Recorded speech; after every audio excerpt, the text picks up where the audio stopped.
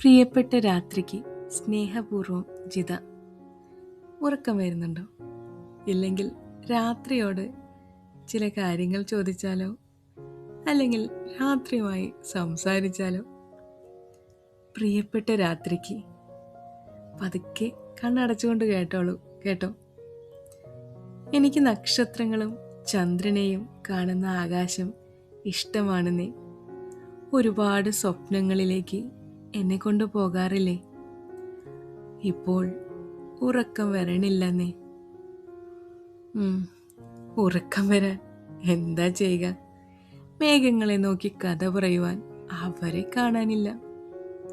സാധാരണ മേഘങ്ങളെ നോക്കി കഥ പറഞ്ഞ് അവർ പറയുന്ന കഥയും കേട്ടുകൊണ്ടാണ് ഉറങ്ങാറ്.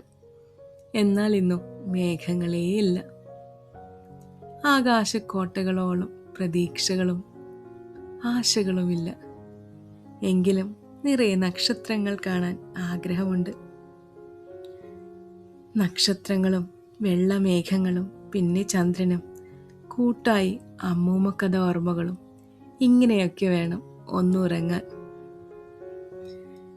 പിന്നെ ഇതൊക്കെ ഉണ്ടെങ്കിലും ഇന്നത്തെ ദിവസത്തിന് നന്ദിട്ടോ. ശ്വസിച്ച നേർത്ത വായുവിനും ദാഹമകറ്റിയ ജലകണികകൾക്കും ഈ ഭൂമിക്കും ആശ്വാസമേകിയ പ്രാർത്ഥനകൾക്കും സുന്ദരവെണ്ണിൽ തെളിഞ്ഞ ചന്ദ്രനും. ഇപ്പൊ ചെറിയ ഉറക്കമൊക്കെ വരുന്നുണ്ടേ. എന്നാലിനി നാളെ കാണാം. സ്നേഹം, ജിത. Good night.